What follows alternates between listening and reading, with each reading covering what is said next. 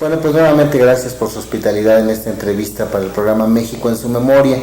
Y como tal nombre, pues quisiéramos preguntarle cuál es su primera memoria de México, antes de conocerlo, por algún libro, por alguna plática, ¿cuál fue? No hubo ningún libro. Yo decidí de llegar a México sin saber nada de México. De hecho, decidí no llegar a México, decidí llegar al fin del mundo. Y como no sabía dónde era el fin del mundo, tomé el volumen de la enciclopedia Larousse que había en mi casa. Y en México venía el artículo y una foto del Popocatépetl, así estilo carta postal con una nube encima.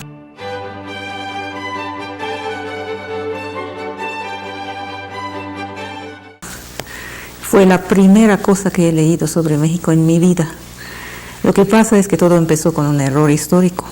Yo pensé que la nube era humo, y como el volcán estaba cubierto de nieve, dije, caray, un volcán cubierto de nieve con humo, vale la pena venir. Decidí venir sin saber. No hay una embajada de México en Damasco, tuve que ir a Beirut. Era el primer año de la guerra civil, en 75. Me fui, generalmente uno pasa 2 horas en el camino de Damasco a Beirut.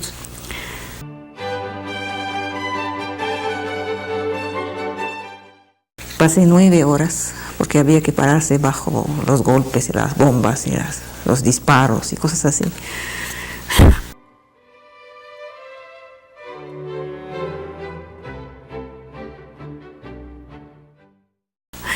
Era algo increíble.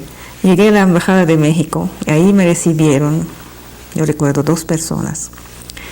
Y les dije, quiero hacer un estudio comparado entre los campesinos sirios y los indios de México. Fue una marihuanada que se me ocurrió. Y supongo que los de la embajada sabían menos de su país que yo misma. Les pareció increíblemente interesante el tema. Me dieron una visa de cortesía, como las que dan al Papa, un cartón blanco. Y con eso llegué a México el 14 de diciembre del 75. Es decir, los últimos días del 75, por eso digo siempre que estoy en México desde 76.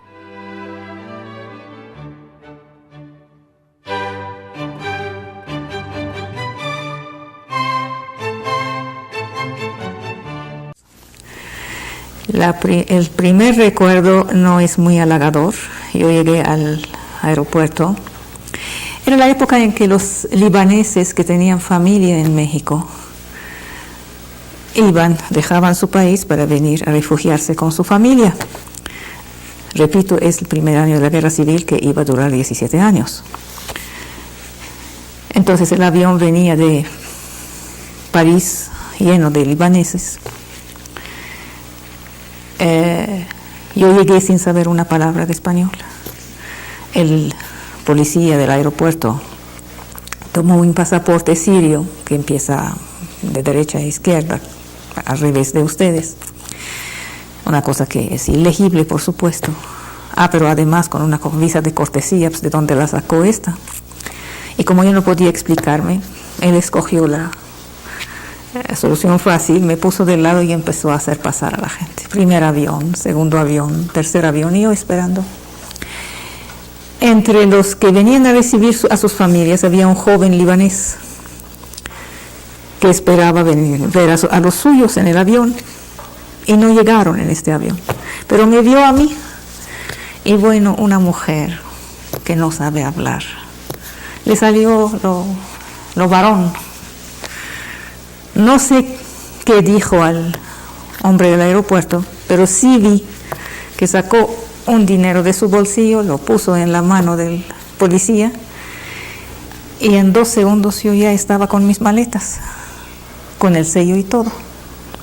Ese es mi primer recuerdo, fue un recuerdo de corrupción.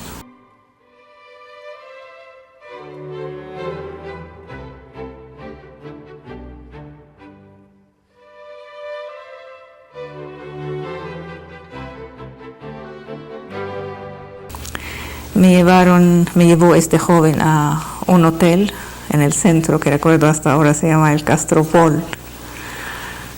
Era casi las 3 de la mañana, algo así. Y por supuesto no podía dormir. Era media cama, media cobija, media sábana, no sé por qué los cortaron tanto. El día siguiente era un domingo y a mí se me ocurrió la brillante idea de que si quiero ver a paisanos, a gente que sepa entenderme y que yo entiendo, tengo que ir a la iglesia griega ortodoxa. Pedí un taxi. Debe haber sido un taxista culto porque me entendió. Me llevó a la iglesia y la primera persona con quien hablé fue el entonces obispo Antonio Chedraui. Y ahí había los libaneses y sirios que iban a la iglesia el domingo. Mi impresión de ellos fue algo como la caída en el arcaísmo, porque vi a gente, migrantes, no sé, segunda generación o tercera generación, levantinos, pero vestidos como en los años 30, como ricos de los años 30, porque los ricos de aquellos años, de 75, ya no se vestían así en el Levante. Tenía la impresión que el tiempo no había pasado. Aquellos migrantes que vinieron en los 20, que hicieron algo de dinero a través de sus negocios en México, no habían llegado al nivel de evolución que sus ex países habían desarrollado. Y no solo era la ropa, era la forma de hablar, era la forma de pensar. Fue el primer grupo humano que conocí, los migrantes de la iglesia griega ortodoxa del centro. ¿Qué pasó después? ¿Cómo se instaló? Fue algo muy... ahí, después de la misa, yo llevaba como 20 años que no iba a misa, no sé, desde mi... No, 20 años tampoco. Llevaba mucho tiempo que no iba a misa porque yo no era religiosa. En aquella época me pretendía atea, ya no. Ya no tengo tantas seguridades como entonces. Y mi familia era libre pensadora, es decir, no era familia de ir a la iglesia todos los domingos. Después de misa, el obispo Chedraui empezó a presentarme con la gente, nuestra hija que acaba de venir de Damasco esta noche. Y ahí, en medio de la gente, un hombre mayor me dijo: ¿tú eres la hija de fulana de tal? Y dijo el nombre de mi madre. Y le dije: sí, pues yo soy pariente de tu madre. No sé qué tan pariente era, pero algún lazo debía haber tenido. Me invitó a su casa, pasamos entonces al hotel, recogimos mis cosas. Llevaba muy poca ropa y llevaba 3 libros de poesía. Me parecía mucho más urgente llevar 3 libros de poesía, los 3 del poeta francés René Char.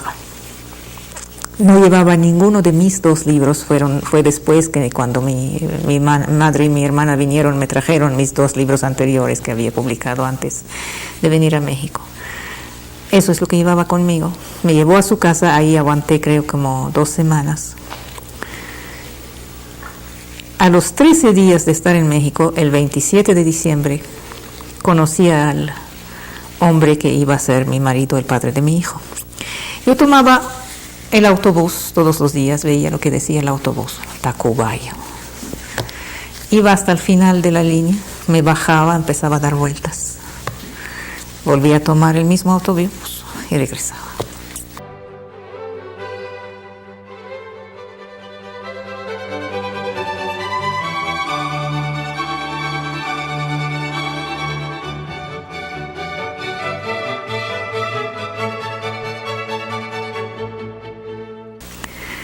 A los 13 días estaba en el centro, en una calle que se llama Independencia. Ahí me topé con una librería que llevaba también el nombre de Independencia. Me pareció bonito. Me metí ahí. Por supuesto no sabía español, pero quería ver qué tipo de libros leen en este país.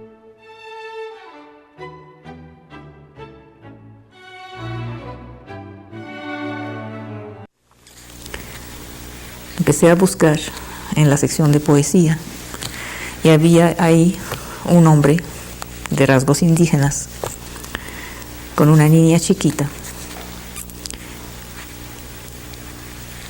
que estaba buscando los mismos libros que yo. Me pareció una razón suficiente para irme con él. Este iba a ser el padre de mi hijo. Él estaba casado con una hija y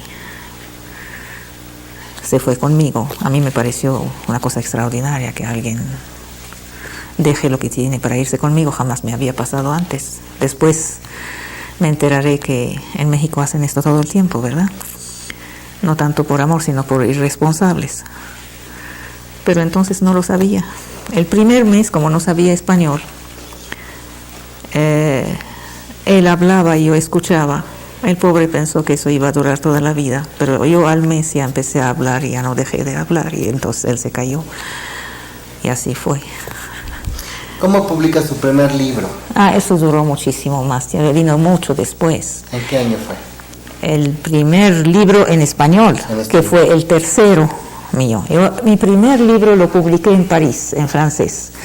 Fue un libro de etnología, de hecho fue la tesis de maestría. Es un ensayo sobre etnografía rural. El segundo libro lo publiqué en Beirut y este fue poesía en árabe. El tercero en español vino muchísimo más tarde, que fue, creo, varios años después de llegar a México. Es que tengo que decirte que jamás tomé una sola clase de español. Yo aprendí el español en la calle, con las marchantas y los soperos y los taqueros. Y aprendí el español, bueno, no es el español, el mexicano lépero, salvo que yo no sabía que era lépero. Pensaba que las barbaridades que decía eran alta literatura. Luego supe que no lo eran. Seguí usándolas, pero era más por provocación que por equivocación. Fue un pequeño y muy lento aprendizaje. Los primeros años no solo fueron comidos por el aprendizaje de la lengua, de hecho la lengua no fue muy grave su aprendizaje. Hacía las semejanzas cuando tienes una buena base francesa, una buena base latina. Haces semejanzas, haces analogías y adivinas. Yo aprendí el español en el periódico, compraba el Excelsior y lo empezaba a leer desde la primera línea hasta la última, incluyendo los anuncios. Ese fue mi aprendizaje de la lengua. Comparativamente con las lenguas anteriores que yo he usado, probablemente es la más fácil el español. Salvo que después, varios años después, me di cuenta que lo que servía a hacerla más fácil, es decir, la semejanza con otras lenguas latinas, me la haría después más difícil, porque me equivocaba sin darme cuenta y probablemente vaya a seguir utilizando galicismos hasta el resto de mi vida sin saber cuál es cuál. De hecho, me pasa muchas veces que cuando llego a París utilizo mexicanismos sin darme cuenta y necesito un tiempo hasta ubicarme en la realidad francesa. Y me pasa lo mismo aquí, es decir, tengo finalmente una cabeza dividida en compartimentos, pero con muchos agujeros en medio que dejan pasar una lengua hacia la otra. Finalmente no tengo ninguna lengua materna en ese momento, ninguna es mía, estoy de paso en todas. Y tengo que asumirlo de esta manera. Los primeros años fueron comidos por la vida real. Yo no vine pobre, yo me volví pobre muy pronto por un robo mayor, el primer robo mayor que sufrí en este país, fueron varios. Yo vine con mi parte de la herencia de mi padre, que eran las joyas de mi familia, más una cantidad de dinero, y esto fue robado a los 4 o 5 meses de estar en México, la totalidad. Fue entonces que conocí la pobreza. Jamás había sido robada antes. Yo pasé 7 años en París con mis cosas, con mis joyas, jamás había sido robada. y no en esos términos. Y el orgullo me impidió recurrir a la familia, entonces fueron años muy difíciles de acomodarse a la red, de ganarse la vida, pues. Y como había ya un bebé al año, hubo un bebé, había que hacerlo vivir. Entonces los primeros años eran sobrevivencia.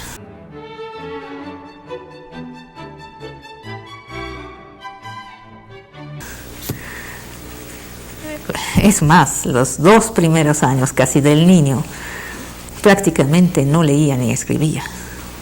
Trabajar, niño, eso era. Luego el niño vivió y entonces tuve un poco más de distancia. Seguía ganando la vida de la casa, pero había que hacer más cosas. Estas más cosas, es decir, lo que los humanos llamamos trascendencia, lo hacía en la noche, robando tiempo al tiempo.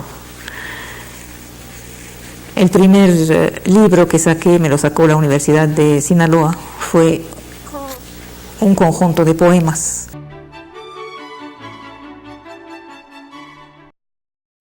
Escritos así a lo largo de estos años. Ahora los leo, tienen muchos errores de español. El fondo indiscutiblemente es de un poeta, pero un poeta que no posee todavía el arma, el dominio de la lengua. Y es que tampoco he tenido la suerte de un apoyo en este campo. Hubiera sido tan fácil tener un amigo que diga, bueno, aquí eso es galicismo, así se pone en español. Correcciones simples. No he tenido, por desgracia, esta suerte. Como no he tenido la suerte de alguien que me traduzca al país y que me traduzca a mí, a la gente. Los dos lados. Me hubiera ahorrado mucho sufrimiento y muchos errores. Yo aprendí cómo estar en el país a través de mis errores. Finalmente México era el país más diferente de mi forma de ser. Date cuenta que soy levantina. Los levantinos son gente que, si bien han sido colonizados por todo el mundo, prácticamente jamás han sido dominados por nadie. Eran colonizados y conquistados, y a la generación ya estaban conquistando a sus conquistadores. Eso pasó con absolutamente todos, incluyendo con el Imperio Romano. Hay 3 o 4 emperadores romanos que salieron de Siria, entre otras cosas. Y somos gente que, así, lo que ustedes llaman agresivo, nosotros lo llamamos directo. Nadie me había dicho, por ejemplo, que la forma de ser aquí es exactamente al revés. Había que dar vueltas. Y si uno no da estas vueltas, pues lo rechazan, simplemente. Poco, sí.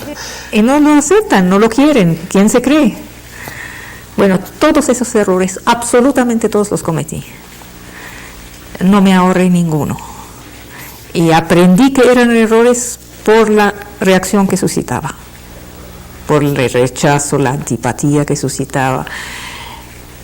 Y no entendía por qué. Me tomó mucho tiempo entender las cosas, mucho tiempo. No lograba ni siquiera adivinar, no eran los mismos conceptos. Así que se fueron pasando los años. Salió el libro de poesía. Yo empecé a escribir en la prensa, de hecho en el Gallo Ilustrado.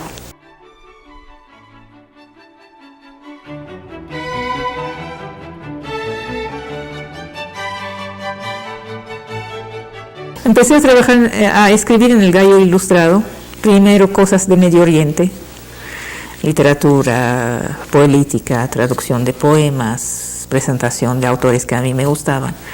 Luego se fue ensanchando eso. Empecé a trabajar, a colaborar en el Canal 11 en el 81. Primero también hablando de Medio Oriente, hice una serie que se llamó Si de Oriente te hablan, una serie de 13 programas que iba desde Mahoma, el Corán, las mujeres en el Islam, la civilización de esta zona del mundo, con comentarios en noticieros sobre Medio Oriente, cosas así. Todavía no eran incursiones en la vida cultural del país de manera activa. Era más bien hablar de lo que yo consideraba, que la gente consideraba como lo mío estando del otro lado del planeta. Aquí no era lo mío.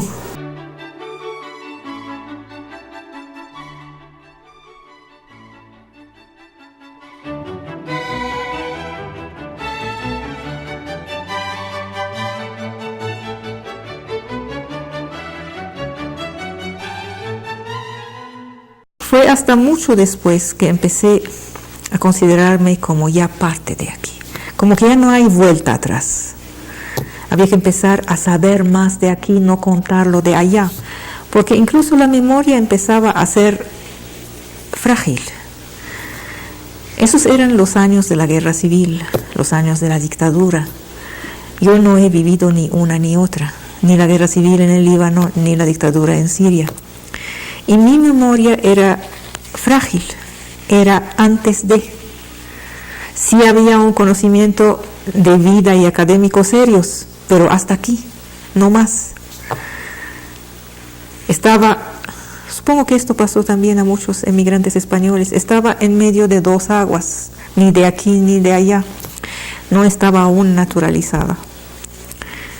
La decisión de la naturalización fue algo muy, muy serio. ¿En qué año la tomó? Fue hace como 10 años. No, mentira, hace 13 años. 1995. Sí, hace 13 años que me naturalicé. Pero vino después de un convencimiento de que ya se acabó. Tú eres de aquí, no hay vuelta para atrás, no eres de paso. Todos los países antes habían sido de paso. Francia incluso con sus 7 años había sido de paso. México ya no es de paso. Tú no vas de paso cuando tienes un hijo. Se acabó. Y empecé a darme cuenta además de que mi cabeza ya estaba funcionando en español. Pensaba en español, soñaba en español. Necesitaba tiempos para volver a reagarrar las lenguas anteriores, esencialmente el francés y el árabe. Y entonces empecé a hacer mi arreglo de cuentas cultural. El libro que me liberó fue un libro que se llama La cultura de los árabes. Fue mi arreglo de cuentas con mi cultura. Lo saqué en siglo XXI. Revisé mi cultura, la presenté y la critiqué.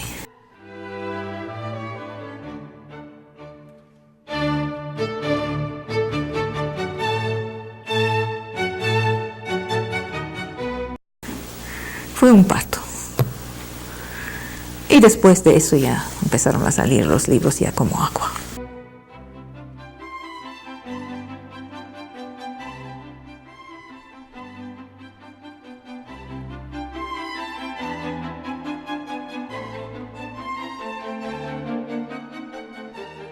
Mis árboles, mi hijo y mis libros son de aquí.